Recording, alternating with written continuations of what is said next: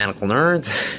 Okay, so today what we're going to learn about is Taylor series, and what Taylor series essentially are is, let's say if we have a function f of x which equals ln of x. ln of x is a transcendental function, meaning that if you plug in some sort of integer such as 2, you'll get ln of 2, which is actually an element of the irrational numbers.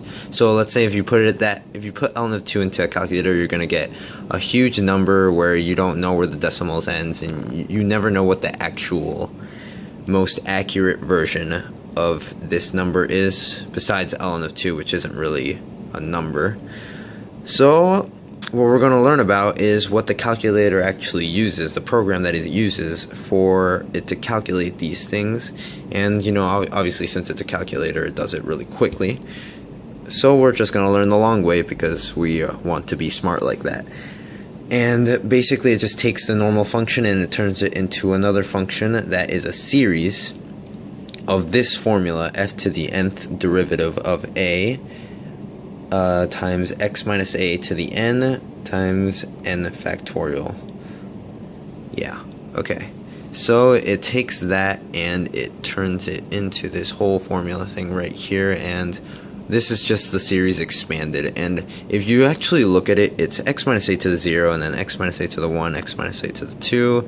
So it really has the same format as a polynomial, and obviously it goes to the infinity. You know, this is the first degree, this is the 0 degree actually, the first degree, and then the second degree, and then it's going to go to the third degree, and then it just keeps going to the infinite degree.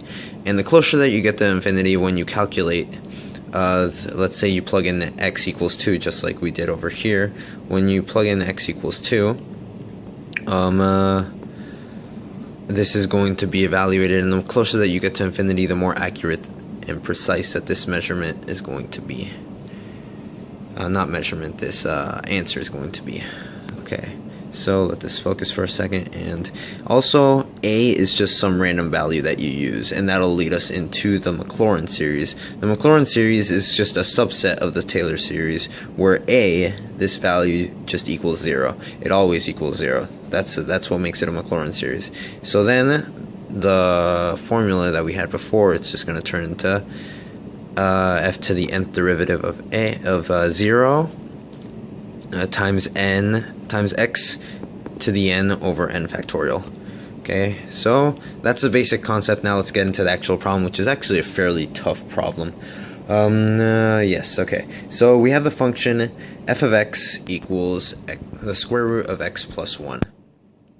And in order to solve this, we're going to have to find the nth, or we're using Maclaurin series, so we're going to have to find the nth derivative at 0. And we're going to have to come up with a sequence. One second, let this focus. To hold this, I think. It's not focusing. That's very annoying. There we go. Okay, so let's say f to the nth derivative of 0 equals some sort of a sub n. Where'd I put it here? A sub n. Okay, and what we're trying to do is we're trying to take this and we're trying to find the a sub n. What is that? What is that in terms of n? Okay, and in order to do that, we have to evaluate every single derivative that we find and what it equals at 0. So what we get at the 0 derivative, which is the normal function, it equals 1, shown right here. At the first derivative equals 1/2, you can't really see it, but there it is. And at the second derivative equals negative 1/4, and at the third derivative equals 3/8. Okay, so we put that together, and again, the only reason I'm doing just that is because this part right here, the x to the n and then the n factorial, like the function does not have any effect on those at all. Those are always going to be the same. So we're only going to focus on the f to the nth derivative of 0. And here we have a representation of it, which is just 1 plus 1/2 minus 1/4 plus 3/8 minus 15/16 plus whatever, all the way up to a sub n. Okay, so this is actually a very tough sequence to solve, or series to solve, and find a sequence for. Okay, so what we have to do is we have to start off by looking at the denominators or the numerators, whatever makes it easier. Here, in this case, the denominators are a lot easier because it's just It's just the denominators are just a geometric series where it's 1 times 2, 1 times 2 times 2 times 2 times 2 times 2 times 2 times 2 times 2 times 2. So it ends up being that b sub n, let's call the denominators b sub n equals 2 to the n. Okay, and then we have the numerators. The numerators is where it gets really tough because you don't really know what's going on here.